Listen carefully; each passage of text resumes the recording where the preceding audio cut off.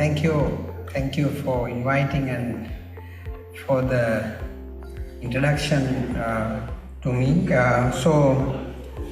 Thank you again for inviting me for this keynote speech.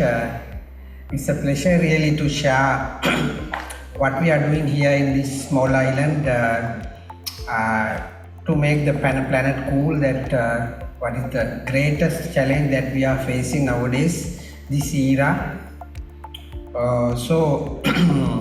And welcome all these regional experts and the research students, policymakers, those who are enthusiastic and engaged in climate action and most precisely generating knowledge what is needed, updated and valid, reliable information based on data, applying scientific methodologies, and also being a policy person. That is what it really needed. So I like this type of conferences. So all the blessings with you and welcome. You'd have visited, some of you might be first visit to Sri Lanka. So you would think that after a hard time, we are fast recovering now. Would have seen that the World Bank recently issued the notice that Sri Lanka is one of a pioneering country who is regaining very fast. So we have stabilized the dollar rate around 300, which was badly fluctuating, stabilized, and our lot of income deficit and everything we are recovering, and foreign direct investment has been increased. So we are having this conference at that juncture, what is a turning point in our economy to see. We are dreaming to see the glory that we were experiencing even before COVID and the recession. And it was, this is a nice country. I also have traveled some of other countries also, but I love my country not because that I am born here, but based on some of the blessings that we got from nature and our culture and a lot of different things. Anyway, that's a very small remark on that. And again, welcome. Nice time. Please use this opportunity to come here and share your experiences with like-minded colleagues here and in the conference and all. I also will join intermittently because of despite my busy schedule. Again, Dr. Roche, Professor, my friend, thank you very much for inviting me again. So then we shall go for the context that what I am going today. So what is really our preparedness, our interventions, our role, and what we have done so far. As the global commitment, we became a party to UNFCCC in 1993. We are one of the very first countries to become a country party to UNFCCC. Then the Kyoto time, somewhere around 2001 to 2010-11 time, we prepare our country to some of the protocol concerns. But we are non-Annex 1 country. You might have gone through our websites and everything. All the information is there. So we are not a great emitter. We are an innocent nation as far as the global greenhouse gas volume is concerned. But repercussions and the challenges what we happen to face because of the indiscriminate increase of the greenhouse gas and resultant adverse impacts of climate change is enormous. You would have noticed if you go through the internet and the information, somewhere around 2017, 18, 9, we came up in the global climate risk index because of the consecutive floods, and our capital city got inundated and a lot of lives lost and a lot of things. So we are witnessing it. Before about 20-30 years ago, because I joined Ministry of Environment in 1998. Since then, all those days we were talking on climate change. No, where is the climate change? You are just lying. You are trying to bullying up. So those days it was not a much concern. But what happened is that now we are experiencing that.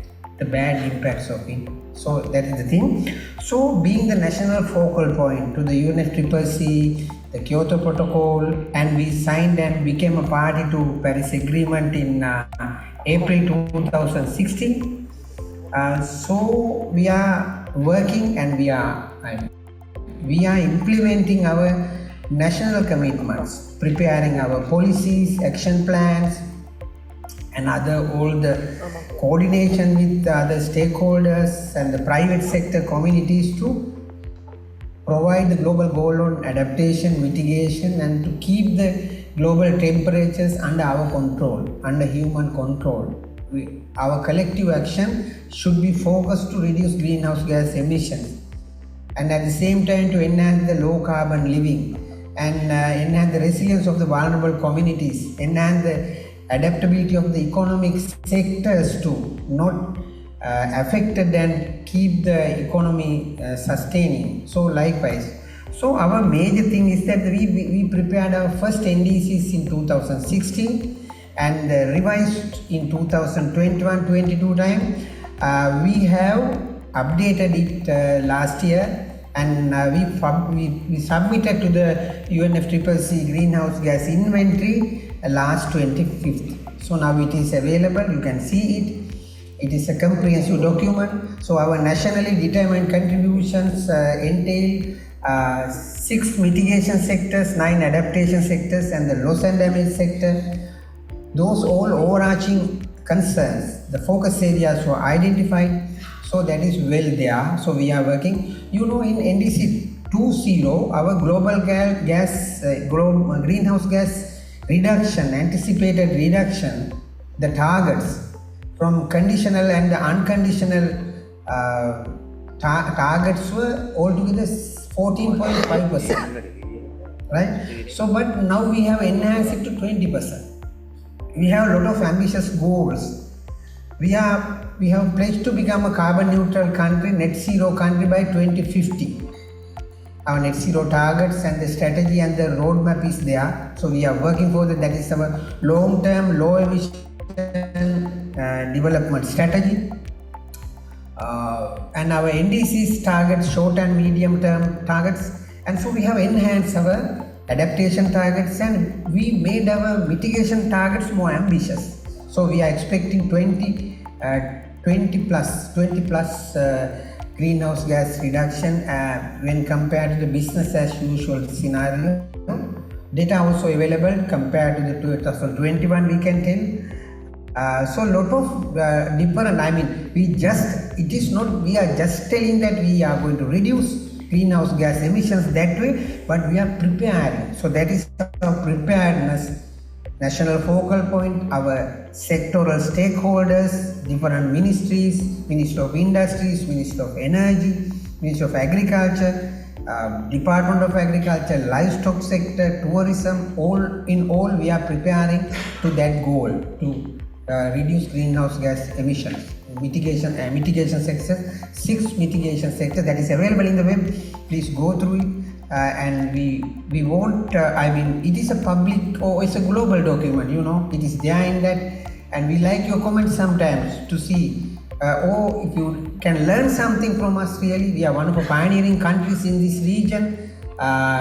Very early we prepared our national adaptation plans in 2016. Even before that, 2012, none of the countries were thinking about these things. We had a national adaptation strategy. So, that is the thing that there's lessons learned and sharing our experiences. So, NDC is there. So, net zero target is there. So, but if we are to become a net zero country by 2030, we should have more ambitious targets well before that 2050. So, by 2030, we have pledged that all our energy requirements will be fulfilled by renewable means. That means the wind, solar and biomass, maybe hydrogen energy to store energy. So we have a lot of challenges are there. Our grid integrated transmission systems are old. Now we are preparing it and we need to enhance our battery storage capacities. We are more worried about how the demand side management and everything. And all in all, we are going to reduce our greenhouse gas emissions, and by 2030 we will get our energy from renewable energy 70%. That is a more ambitious target. You see, recently we had a discussion with our energy sector professionals. I mean, although we have pledged, we have doubt, to tell you frankly, because it is a much, but we have pledged that there will be no more coal power plants. No more coal power plants. Only one we have. We will phase out that also, and lot of incentives, supports are there to facilitate, trigger the renewable energy action with the energy and all lot of different things, because to support the NDCs, I mean, there is a different separate plan we have prepared that is called Climate Prosperity Plan. I mean, we are next to Bangladesh, who prepared a Climate Prosperity Plan under the CVF, Climate Vulnerable Forum. We are one of the 74 countries member to Climate Vulnerable Forum, B20 Finance Ministers Forum also we are representing. So that has this action, how we can exploit our wind energy, how we can exploit our solar energy, all things are there. So then NDCs are there, mainly the energy sector reduction, but we prepare other sectors like transport, major energy user, industry, major energy user, waste sector, methane producer, agriculture, methane producer, forestry, methane, carbon dioxide absorber, I mean the removal sector, all 6 different mitigation sectors are there. We have found out our optional targets and the conditional and unconditional targets. So when we go to our 9 adaptation sectors, there are altogether 9 adaptation sectors: agriculture, tourism, health, tourism, water, urban development and human infrastructure, biodiversity and the ecosystems, livestock sector. All those things are adaptation sectors, right? Adaptation sectors, we have enhance our adaptation targets. We have identified, we revisited our NDC 2.0 targets and the interventions. If those things are not transformative enough to prepare our sectors to enhance the resilience of our sectors, so we remove those things. I mean, this NDC 3.0 is effective from 2026 to 2034, 10 years, 10 years time. So we have made our adaptation targets more enhancing. So then loss and damage sector. So loss and damage sector is a new sector, but now the UNFCCC also having the separate loss and damage fund. So, and losses and damages we are experiencing really very bad now, increasing. Climate induced disasters is the reason. Although whatever we do, I mean, although to the best possible way we prepare our economy, our sectors, our private sector, our community to fight with this climate change, but still we might have more ambitious mitigation targets. We might have more enhanced adaptation targets. So, but what happened is that still these extreme events happen. You might have sometimes experienced, even India has experienced that, because what happened is cyclonic surges, and we share with India. So last year, 2024 November sometimes, to my memory, if it is that is correct, we had a cyclonic surge along our eastern coast, and it went to the northern coast and it entered into the country. We had a big devastation. I cannot remember the real figures. Some of the university, they have economically estimated the loss. So it was a huge loss, lives lost, and at the same time our crop, main staple food, rice, because our rice production, rice zone was affected. So these are the real experiences now. We are really experiencing those things. So then, although we are more smarter in our adaptation and mitigation action, still there is a danger, the threat of these extreme events. So then we have to have disaster preparedness. We have our disaster management center, National Building Research Organization, our meteorological department, focus and ready to provide updated, real, valid data and the collection and everything, verify those things and things. and to get scientific evidence-based decisions for a meaningful anticipated action and everything. So then that is given a much concern when we preparing our NDC 3.0. If you go to our loss and damage sector, we propose from very first loss and damage NDC, we need to do stock taking to all the sectors, even the telecommunication. So what is our disaster risk? What is our preparedness? Across sectors, we are going to have that. So, and after that, the risk transfer methods and non-economic losses and everything were addressed, and we have good network to prepare our thing for climate-induced disasters. And so that is NDCs. So then the National Adaptation Plan, we had our first National Adaptation Plan. You know, it is not a mandatory thing. NDCs is mandatory to the Paris Agreement. But if you prepare National Adaptation Plans, it is much better because, you know, NDCs are overarching. Adaptation plans, we go to the grassroots level. We go to the institutions very closer and we discuss with them. We get their concern. We share our climate action with our sectors, our communities, our private sector, Chamber of Commerce and all those private sector coalitions. So that is there, and it is short and medium, and that is a much better, much stronger complementary document which how we can realize our NDC goals and all the things. So we have prepared our National Adaptation Plan first one. Now we are about to get the cabinet approval. We'll be get the cabinet approval. We have done the validation. So we try our best to finish it, get validated and get the cabinet approval before COP30 Belembersi. We'll be able to. And then our climate prosperity plan is also similar thing. We are updating. Our first climate prosperity plan was done in somewhere around 2021, but we are going to our climate prosperity plan. What is the difference between NDC, National Adaptation Plan, and the climate prosperity? I told NDC is the major commitments, overarching goals and all, action, focus area. Then the NDC is that National Adaptation bring into more realistic, more intervention so that adaptation action, because adaptation is much important for us. Our livelihoods all depends on this ecosystem and all.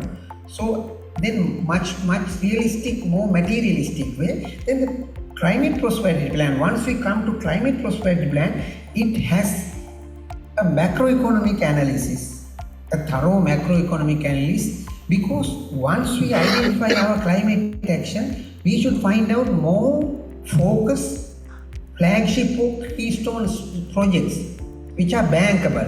Someone should have a value. ADB or any other bank should get this project concept.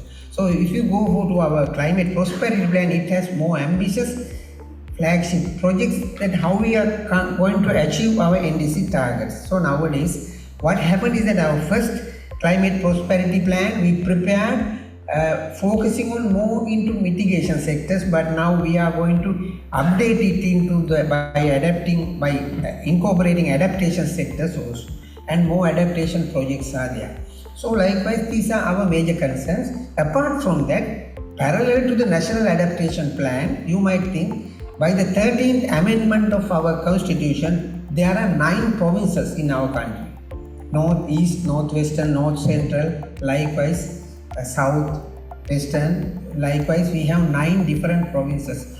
What we have done is that the Paris Agreement asks us, you have to devolve your climate action. You have to give ownership to if there are subnational units. So then what we have done is that we prepare provincial adaptation plans. There are 9 provincial adaptation plans with a comprehensive stakeholder consultation with the provincial chief secretary and the provincial management. So these 9 provincial adaptation plans shared our adaptation goals with our provinces. So by that way we are integrating our climate change concerns, our resilience concerns, mitigation concerns, because in the adaptation sector there are mitigation co-benefits with our provincial management. So we are going to, we are by that, those plans, we are going to incorporate climate action into provincial management, provincial development policies. So we have, those are also being validated nowadays, will be very soon for public and share with the global community. So those are our preparedness. So for this preparedness, because the theme of this conference is the intersection of climate science, adaptation and climate finance. So for our preparedness, we get ample support from the Paris Agreement. As you know, the scope of the Paris Agreement is that to provide the means of implementation for the country parties, I mean mainly to the developing countries, non-annexed countries like us, whose greenhouse gas emission is very minimum. I mean our greenhouse gas emission is, when compared to the global load, it is less than 1% or closer to 1%. But we are suffering from the bad consequences. So I mean to give it support, means of implementation for Article 9, Article 9, the climate finance, Article 10, technology development and transfer, Article 11, the capacity building, and we need all the things. As you know, as you are exposed to climate change, you know the backbone of the Paris Agreement is the Article 30. What is that? That is the transparency principle. Whatever we do for our greenhouse gas inventories, greenhouse gas stocks and all those things, NDC tracking, there are modalities, procedures and guidelines which were given by the IPCC. So we have to follow those things to maintain the transparency. So we do transparency, and so a lot of different things. We get the capacity building, we get the technology support. If we don't have the technology, we transfer the technology for somewhere. If we have, we develop it in country. So the climate finance. So we were blessed to get two large-scale projects from the Green Climate Fund, that is the major financial access hub established under the UNFCCC, and the Adaptation Fund also several projects we got and we are implementing with national NIEs and global multi-partner accredited entities. So we get that finance support. So for this country program also, I mean this time 2024-2027 time, we submitted 5 different projects.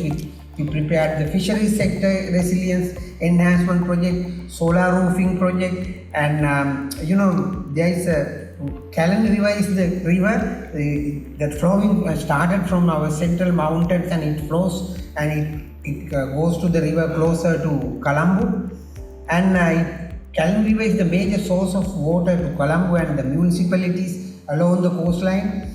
So it is suffering from the climate change. So there is an adaptation project, and that is proposed by the Asia Disaster Preparedness Center, Asian Disaster Preparedness Center, and accredited entity is the IUCN. So now all those 5 projects submitted. So we are time to time we are submitting. NDA, National Designated Entity. Our role is to execute projects.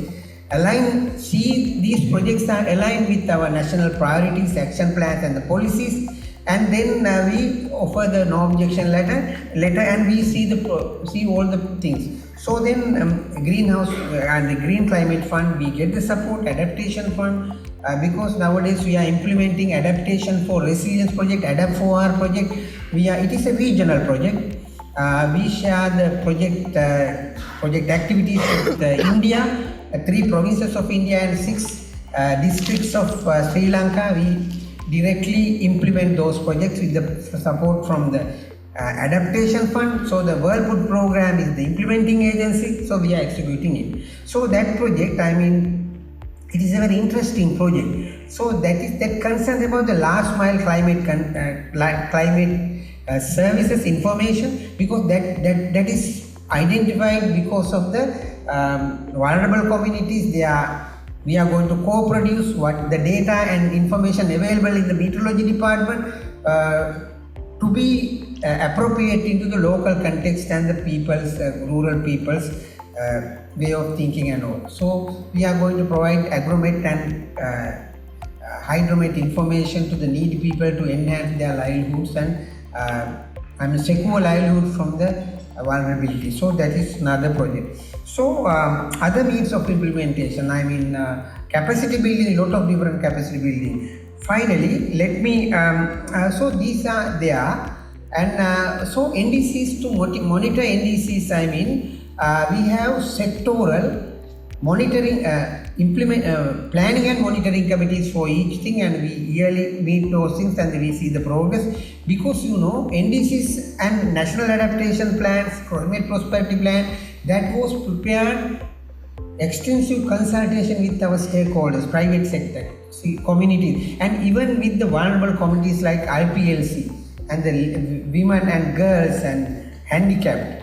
Because when we preparing our NDC and when we were in our consultation, so what happened is that we invited handicapped, we invited the marginalized groups who are more vulnerable and don't have that much of strength to withstand those things. Small and medium sector entrepreneurs also we were consulted to get their concerns, to develop their own ownership on our NDCs. Then only the climate action well shared with them. Otherwise it is something of our own, so we don't get enough and appropriate support from our stakeholder. Okay, so then what is way forward? So we think so far,